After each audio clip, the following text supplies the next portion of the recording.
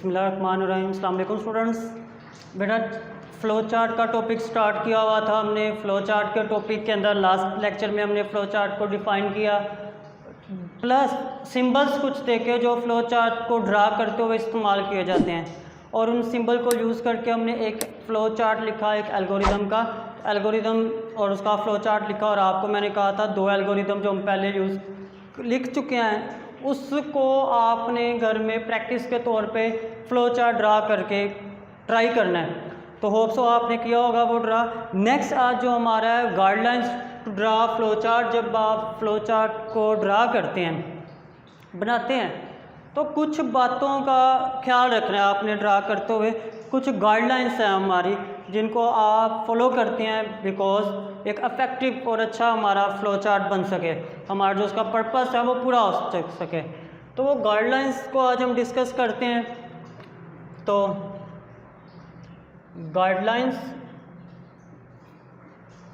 To draw flow chart. तो first of all हमारा जो फ़्लो चार्ट है उसकी हमारी जितनी भी रिक्वायरमेंट्स हैं, नीड्स हैं, वो तमाम की तमाम requirement should be listed in a logical order. एक लॉजिकल ऑर्डर के अंदर आपने उसको लिखना है।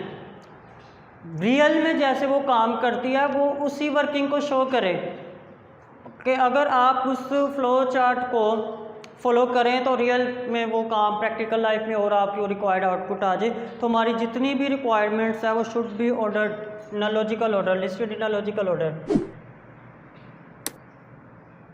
All the requirements should be listed in a logical order। एक लॉजिकल ऑर्डर के अंदर होना चाहिए हमारी तमाम की तमाम रिक्वायरमेंट्स। प्लस नेक्स्ट वन, आपको याद होगा अभी जब मैंने फ़्लो चार्ट लास्ट लेक्चर में ड्रा किया तो मैंने पहले इनपुट जो थी वो ली, फिर जो प्रोसेस परफॉर्म हुए, फिर आउटपुट। एक लॉजिकल ऑर्डर के अंदर वो बनाया था, रैंडमली नहीं बनाया था। तो लॉजिकल ऑर्डर में हमारा फ़्लो चार्ट होना चाहिए। प्लस जब आप फ़्लो चार्ट को ड्रा करते हैं तो ख्याल रखिए आपका flow chart NEET and clean हो, साफ़ सुथरा हो।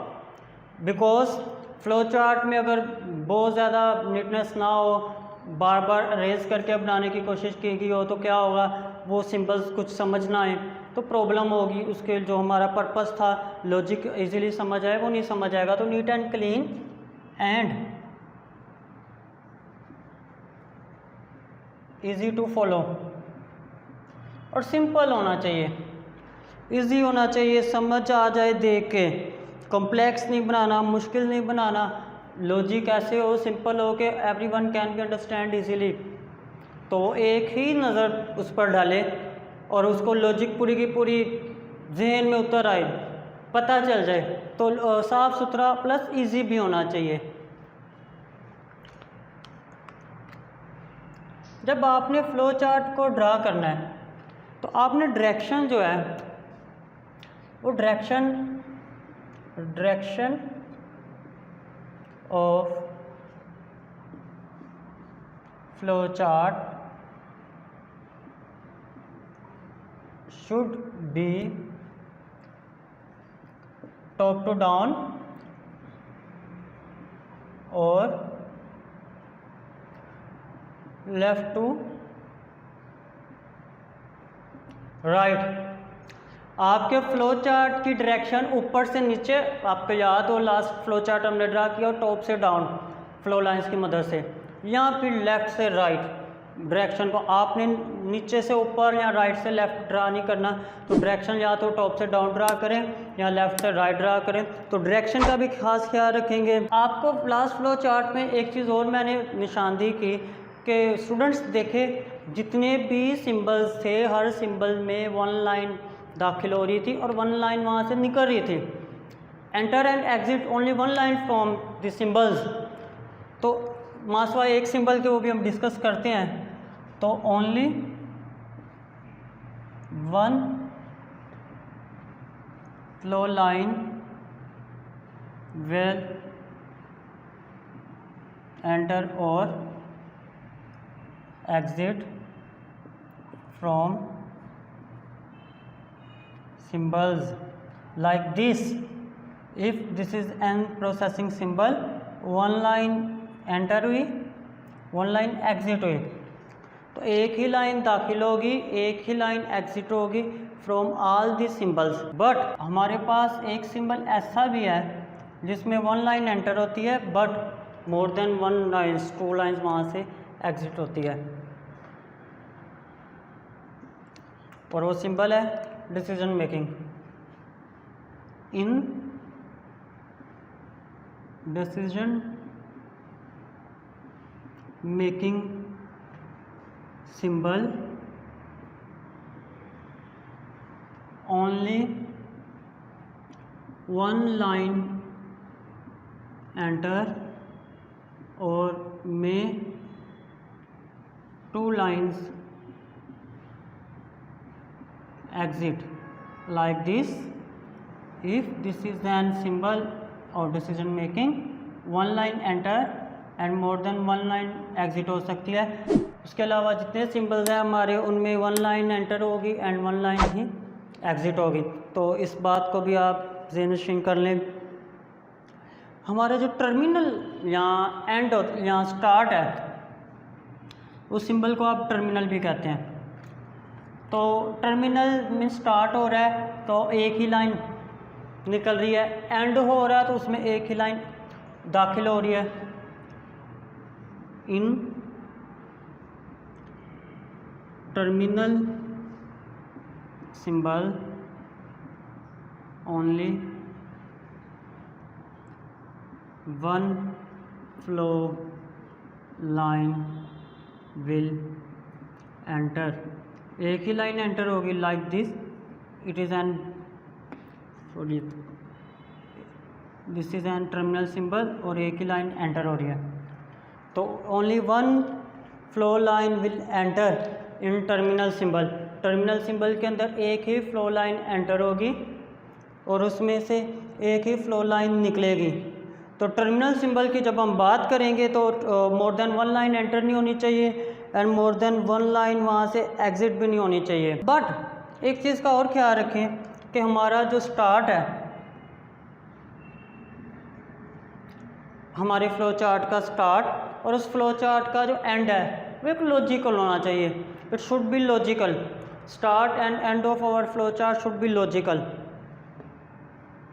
Start and end of our flow chart should be logical. तो फ्लो चार्ट को आपने एक लॉजिक के साथ ही शुरू करना है और एक लॉजिकल एंड पर उसको ख़त्म कर देना है।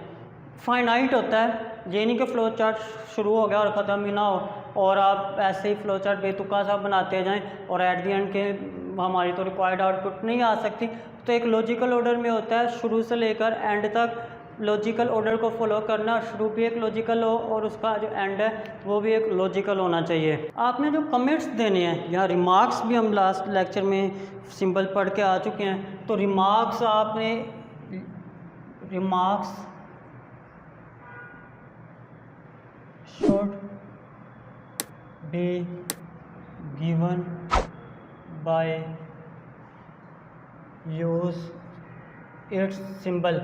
उसका सिंबल यूज़ करते हुए रिमार्क्स दें और उसका सिंबल हम पढ़ के आ चुके हैं। इस सिंबल को यूज़ करते हुए आप कमेंट दे सकते हैं, एक्सप्लेन कर सकते हैं, अपने स्टेप्स को एक्सप्लेनेटरी नोट्स देते हैं जो कि आपके इन स्टेप्स को ज़्यादा अच्छे तरीके से मौसर तरीके से एक्सप्लेन करते हैं। तो वो हमारे प्रोग्राम का, हमारे फ़्लो चार्ट का, हमारे एल्गोरिदम का गो के पार्ट नहीं होते रिमार्क्स। अभी हम फ़्लो चार्ट की बात करें, फ़्लो चार्ट का पार्ट नहीं होंगे, बट वो हमारे फ़्लो चार्ट में हमारे स्टेप को, हमारे किसी प्रोसेस को, इनपुट आउटपुट किसी चीज़ को एक्सप्लेन करेंगे। तो एक्सप्लेन करने के लिए हम इसको यूज़ कर लेते हैं। फ़्लो चार्ट ज़्यादा कॉम्प्लेक्स नहीं होना चाहिए। अगर एक जगह पर एक फ्लो लाइन नहीं आ रही, more than one flow lines आ जाती हैं। हमने पढ़ा एक सिंबल में एक फ्लो लाइन आनी चाहिए, एक ही एग्जिट होनी चाहिए, but if there will be more than one flow lines then we should use connector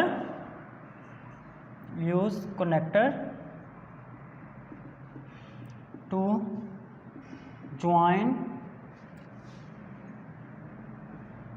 more than one flow line. एक से ज़्यादा फ्लो लाइंस को यूज़ करना है तो ये कनेक्टर यूज़ करें, इसमें तमाम फ्लो लाइन एंटर हो और वहाँ से एक फ्लो लाइन को निकाल दिया जाए।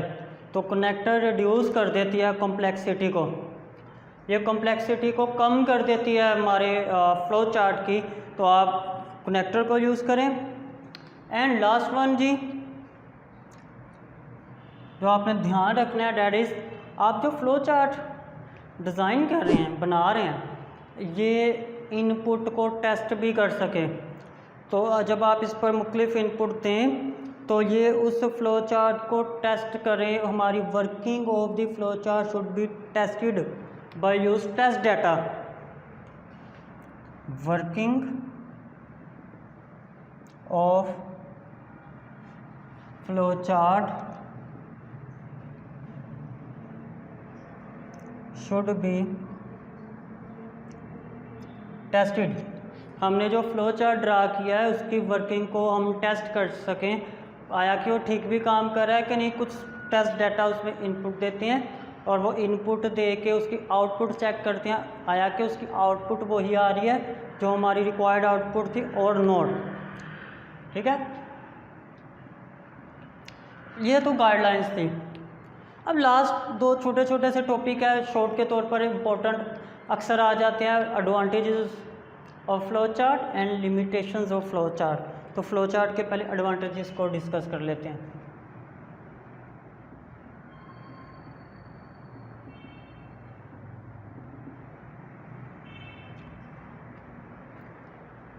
Flow chart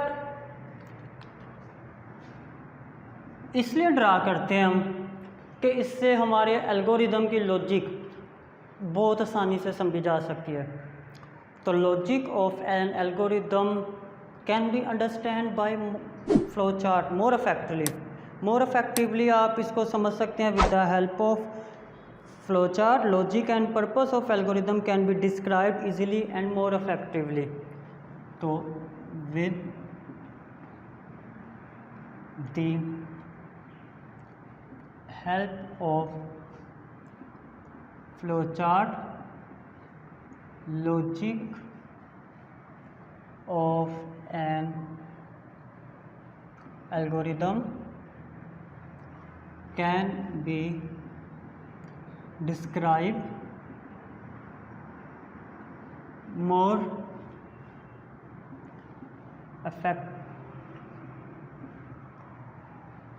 effectively। तो आप ज़्यादा इफेक्टिव वे से अपने एल्गोरिदम की लॉजिक को डिस्क्राइब कर सकते हैं, समझना आसान हो जाता है हमारे लिए। Next one, it is part of design documents. यह डिज़ाइन डॉक्यूमेंट्स का पार्ट होता है जिससे हमारे प्रोग्राम को, एल्गोरिदम को मेंटेन करना, संभालना ज़्यादा इजी हो जाता है। वहाँ पर हमने फ़्लो चार्ट बनाना ही बनाना है, तो फ़्लो चार्ट यहाँ पर बनाया उसके लॉजिक को अच्छे तरीके से समझने के लिए, प्लस उसको बाद में हमने डॉक्यूमेंटेशन में यूज़ कर लिया, फाइल के अंदर लगा दिया, डिज़ाइन डॉक्यूमेंट्स में भी यूज़ कर लिया। तो एक ही तीर से दो निशाने जैसे कहते हैं कि एक फ़्लो चार्ट ड्रा किया, उसको यूज़ एक से ज़्यादा जगह पर कर लिया। It help for helps in programming. ये प्रोग्रामिंग में हेल्प करता है हमारी। जब प्रोग्रामर प्रोग्राम को लिख रहा होता है तो एल्गोरिदम को ना एक एक लाइन पढ़ना पड़ती है, बट फ्लो चार्ट जल्दी से देखता है, एक नज़र में पता चल जाता है, इनपुट है आउटपुट है और लॉजिक भी समझ आ रही होती है, तो उसका ज़्यादा टाइम नहीं लगता। प्रोग्रामर को मदद देता है फ्लो चार्ट की मदद से प्रोग्राम लिखते हो ज़्यादा जल्दी, ज़्यादा आसानी से, और गलतियाँ कम होती हैं। तो ये हेल्पफुल है हमारे लिए जब आप प्रोग्राम लिख रहे होते हैं ड्यूरिंग अ प्रोग्रामिंग। प्रोग्रामर के लिए बहुत फ़ायदेमंद है कि वो फ्लो चार्ट को यूज़ करें। और लास्ट इसका जो एडवांटेज हम पढ़ेंगे that is it help us in debugging. ये डिबगिंग में भी मदद करता है। डिबगिंग में मदद करता है मतलब एरर ढूंढने में मदद करता है। जब आप डिबग कर रहे होते हैं, आपके एल्गोरिदम में कोई प्रॉब्लम है, प्रोग्राम में कोई प्रॉब्लम है, तो आप फ्लो चार्ट पे आते हैं, फ्लो चार्ट की वर्किंग को चेक करते हैं, उससे डिबग ज़्यादा इजी हो जाता है, एरर आसानी से मिल जाता है। फ्लो चार्ट हेल्प करता है इन डिबगिंग प्रोसेस। तो ये कुछ एडवांटेजेस थे। जब आप फ्लो चार्ट को ड्रा करते हैं तो इसके ये फ़ायदे हैं, बट जहाँ फ़ायदे हैं वहाँ पर अभी कुछ लिमिटेशंस भी हैं हमारे पास। फ्लो चार्ट को ड्रा करते हुए कुछ लिमिटेशंस हैं। वो लिमिटेशंस क्या है वो डिस्कस करते हैं, और ये भी आपने शॉर्ट क्वेश्चन में प्रिपेयर करना है, इम्पोर्टेंट है। मोस्टली 90% एग्ज़ाम्स के अंदर आ जाता है short write the two limitations और two advantages of the flow chart. कोई एक सवाल इसमें से आ जाता है। तो स्टूडेंट्स, अभी हमने जो फ्लो चार्ट ड्रा किया ना वो बहुत सिंपल था। आपको शायद लगा होगा इतना इजी है, कोई मुश्किल बात ही नहीं है। बट जब हमारी प्रॉब्लम्स, हमारे प्रोग्राम्स, हमारे सॉफ्टवेयर्स, हमारे एल्गोरिदम्स बड़े हो जाते हैं, कॉम्प्लेक्स हो जाते हैं, तो कॉम्प्लेक्स प्रॉब्लम का, कॉम्प्लेक्स एल्गोरिदम का फ्लो चार्ट ड्रा करना मुश्किल है, इजी नहीं है। हज़ारों लाइंस पर हमारा एल्गोरिदम चला जाए तो उसका फ्लो चार्ट सिंबल की मदद से ड्रा करना तो डिफ़िकल्ट हो जाता है, उसको ड्रा करना, उसको संभालना। तो flow chart of complex problems is difficult to draw. Complex problems का फ्लो चार्ट ड्रा करना मुश्किल हो जाता है। आप उसको एक से ज़्यादा पेजेस पर ले जाते हैं और वो ख़त्म ही नहीं हो रहा, कॉम्प्लेक्सिटी बढ़ती जा रही है, तो मुश्किल हो जाता है। इसी के साथ साथ सेकंड वन इज़, अगर फ्लो चार्ट ड्रा हमने पढ़ा should be NEET and clean flow chart की गाइडलाइंस में, बट फ्लो चार्ट ड्रा करते हुए कोई प्रॉब्लम आ गई, कोई मिस्टेक होगी, कोई गलती होगी, या फ्लो चार्ट में कोई तब्दीली करनी है आपने, तो आपको पूरा का पूरा फ्लो चार्ट दोबारा ड्रा करना पड़ेगा। आपने फ्लो चार्ट ड्रा किया, छोटी सी मिस्टेक होगी, छोटी सी चेंजिंग करनी है, तो आप उधर ही चेंज नहीं कर सकते, आपको दोबारा से फ्लो चार्ट नया बनाना पड़ता है, तो दोबारा ड्रा करना पड़ता है। If any alteration is required then it should be draw. तो आपको इसको दोबारा ड्रा करना पड़ता है। तो ये हमारे पास फ्लो चार्ट का पूरा टॉपिक था। गाइडलाइंस देखिए आज के लेक्चर में हमने उसके फ़ायदे, एडवांटेजेस, उसके लिमिटेशंस देखें। तो ये फ्लो चार्ट का टॉपिक प्लस चैप्टर 1 हमारा एंड हो चुका है। नेक्स्ट लेक्चर में हम नेक्स्ट चैप्टर 2 के साथ नेक्स्ट टॉपिक को डिस्कस करेंगे। तब तक के लिए टेक केयर, अल्लाह हाफिज़।